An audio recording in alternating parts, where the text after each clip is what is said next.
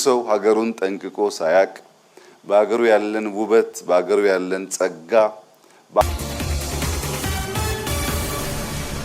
የውጭ ጎብኚዎች ከኢትዮጵያ የከፋ ነገር እንዳይወስዱ በቅርብ ርቀት መከታተል እንደሚያስፈልግ ጠቅላይ ሚኒስትር ዶክተር አብይ አህመድ አስጠነቀቁ። ጠቅላይ ሚኒስትር ዶክተር አብይ አህመድ ይህንን ማስጠንቀቂያ ያስተላለፉት በደቡብ ምዕራብ ኢትዮጵያ ክልል የደንቢ ኢኮሎጂ በተመረቀበት ወቅት ባደረጉት ንግግር ነው። ጠቅላይ ሚኒስትሩ በንግግራቸው ለመናገር ብዙ ሰዎች ይህን በቪዲዮ ሲመለከቱ ኢትዮጵያ ውስጥ ነው ብለው ያምናሉ ብዬ አልገምትም በማለት ውበቱን አሞካሽተዋል። ዝርዝራለን። ህወሓት ፋኖና ሻዕቢያ ያሰቡት ጥምረት በመንገድ የመከነ ሀሳብ ሆኗል ተባለ። በኢትዮጵያ የፖለቲካ ምህዳሮች የሚዘወሩ የክንፍ አለቆች የኢትዮጵያን መንግስት ለመቃወም ታስቦ የነበረው የህወሓት ፋኖና ሻዕቢያ ሊመሰረት የነበረው ጥምረት በተለያዩ ምክንያቶች በመንገድ ላይ የመከነ የከሸፈ ሀሳብ ሆኗል። እነዚህ ኃይሎች በራሳቸው ፍላጎት የፖለቲካ አቋም ልዩነትና በተለይ ደግሞ በየግላቸው ባሉ የጥቅም ግጭቶች ምክንያት በመሰረታዊ ጉዳዮች ላይ መስማማት አልቻሉም። እርስ በርሳቸው የሚጋጩ የፖለቲካ ዓላማዎችና ግብዣዎች በመኖራቸው ግንባር የመፍጠር ህልማቸው ከመፍጠር ደረጃ ቀርቶ ከንቶቹ ኢትዮጵያን ለመጣል ተስፋ የሰነቀ የማይተገበር እቅድ ሆኖ ቀርቷል። በዝርዝር ይዘነዋል፣ ተሰሙታላችሁ።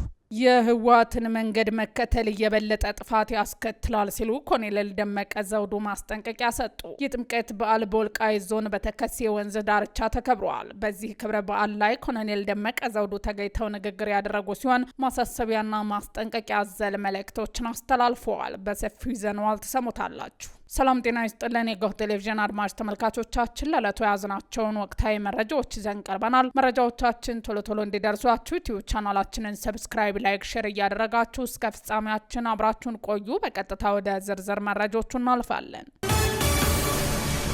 የውጭ ጎብኚዎች ከኢትዮጵያ የከፋ ነገር እንዳይወስዱ በቅርብ ርቀት መከታተል እንደሚያስፈልግ ጠቅላይ ሚኒስትር ዶክተር አብይ አህመድ አስጠነቀቁ።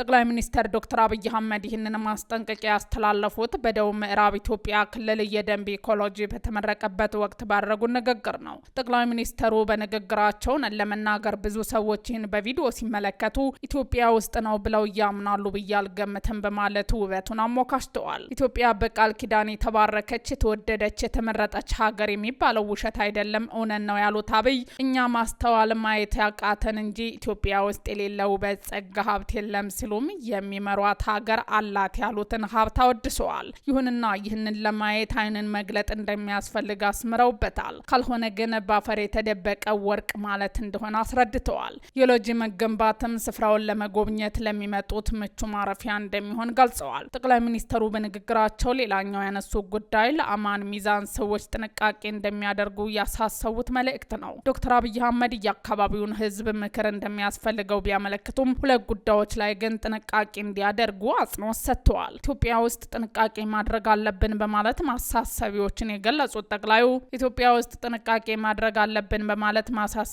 የገለጹት ጠቅላዩ እነርሱም ወደ አካባቢው ለጉብኝት የሚመጡትን ሰዎች የተመለከቱ ናቸው። ጎብኚዎቹ ሁለት ዓላማ አላቸው ባይ ናቸው። ጠቅላይ ሚኒስትሩ ቀዳሚው ዓላማ ሀገር ማየት፣ ተፈጥሮን ማየት፣ ሀገርን ማድነቅ የሚፈልጉ ናቸው በማለት የጎብኚዎቹ ሁለተኛ ዓላማ ነው ወዳሉት ይሸጋገራሉ። ሁለተኛው ዓላማ ተራሮችን ምን እንዳላቸው፣ ጫካዎች ምን እንዳላቸው ለመፈተሽ፣ ለመመርመር፣ ለማወቅ፣ ቀድመው ለመጠቀም ይመጣሉ ሲሉ ተናግረዋል። ሲቀጥሉም እየመጣው ሁሉ ለመልካም ነገር ይመጣል ማለት አይደለም፣ እየመጣው ሁሉ ለጥፋት ይመጣል ማለት አይደለም የሚሉት አብይ ጥንቃቄ መደረግ አለበት ያሉት ጉዳይን ያስከትላሉ። ነገር ግን በጥፋት የሚምጣ በመልካም ሀሳብ የዚህ ህዝብ ተግባር መሆን ያለበት የመጣውን ከገባበት እስከሚወጣበት በቅርብ ርቀት ጥርሳችንን ሳንከድን እየሳቅን እያስተናገድን የከፋ ነገር ደግሞ እንዳይወስዱ እየተከታተልን በሰላም ወደ ሀገራቸው እንዲሄዱ ማስቻል ይኖርብናል ሲሉ አሳስበዋል።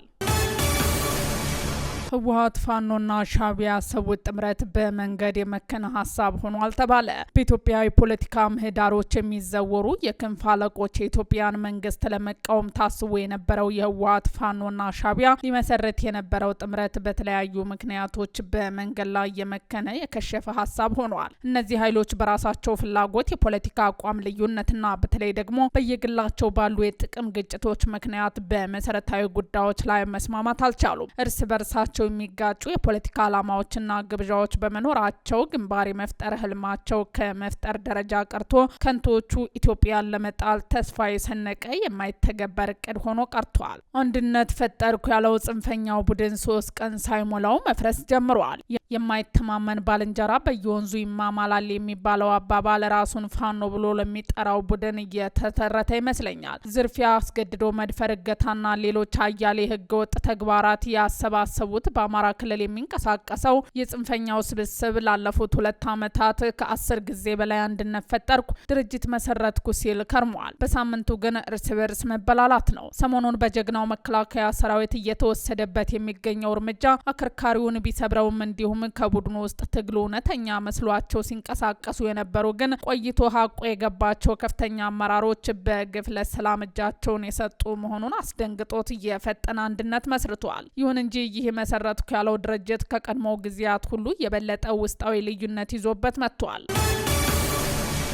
የህወሓትን መንገድ መከተል የበለጠ ጥፋት ያስከትላል ሲሉ ኮሎኔል ደመቀ ዘውዱ ማስጠንቀቂያ ሰጡ። የጥምቀት በዓል በወልቃይት ዞን በተከዜ ወንዝ ዳርቻ ተከብረዋል። በዚህ ክብረ በዓል ላይ ኮሎኔል ደመቀ ዘውዱ ተገኝተው ንግግር ያደረጉ ሲሆን ማሳሰቢያና ማስጠንቀቂያ አዘል መልእክቶችን አስተላልፈዋል። ያለፉት 27 የህወሓትን የስልጣን ዘመን የቅኝ ግዛት ነበር ሲሉ ገልጸው በህወሓት የአስተዳደር ወቅት የወልቃይት ህዝብ ሃይማኖታዊ በዓሉን በፈለገው ቋንቋና ባህል እንዳያከብር ነጻነት ተነፍጎ ቆይቶ ነበር ሲሉ አስታውሰዋል። አንድ በመሆናችንና በመተባበራችን ነጻነታቸውን አውጀው አማራዊ ማንነታቸውን አስከብረው በፈለግነው ቋንቋ አለባበስና ባህል የአደባባይ በዓልን ለማክበር በቅተናል ሲሉም ገልጸዋል። የወልቃይት ጠገዴ ህዝብ አማራዊ ማንነቱን በህግ አግባብ ለማጽናት እየሰራ ነው ሲሉ ቀጥለው ዛሬም እንደ ትናንቱ አንድነታችንን አጠናክረን ልንቀጥል ይገባልን ብለዋል። የወልቃይት ጠገዴ ህዝብ እውነቱን ይዞ እየታገለ ያለ ህዝብ በመሆኑ ፍትህ ወዳድ ኢትዮጵያውያንና የዓለም ህዝብም እውነታውን እየተረዱ ለነጻነትና ለአማራዊ ማንነታቸው ስንል እየከፈልነውን የማይካድራ የጅምላ ጭፍጨፋ ያውቃሉ ብለዋል። በዚህ በቅርቡ በኢትዮጵያ የአሜሪካ አምባሳደር ሃርቪን ማሲንጋ በቦታው በመገኘት ያደረጉት ውይይት ማሳያ ነው ብለዋል። የአማራና የትግራይ ህዝብ በኢትዮጵያ ታሪክ ክፉን ደጉንም አብሮ ያሳለፈው ወንድማማች ህዝብ ነው ብለዋል። በአብሮነት ለመኖር ከኛ ከወንድሞቻችሁ ጋር በመነጋገርና በመወያየት እንጂ የህወሓት መንገድ መከተል የበለጠ ጥፋት ያመጣል ሲሉ ገልጸው የወልቃይት ጠገዴ ህዝብ ጎንደር የአማራነቴን አትቀሙኛል እንጂ ከትግራይ ህዝብ ጋር አብረን እንኖርም አላለም ሲሉ ተናግረዋል። ጥምቀትን በተከዜ ወንዝ ዳርቻ ማክበራችንን እንቀጥላለን። አስተዳደራችንን አጠናክረን ነጻነታችንን በህግ አግባብ እናጸናለን። የሚጠናከር እንጂ የሚፈርስ አስተዳደር የለውም ብለው አንዳንድ አካላት ለፖለቲካ ፍጆታ ሲሉ የሚያናፍሱበትን የተለመደ ያሉባልታ ወሬ ልናዳምጥ አይገባም ብለዋል።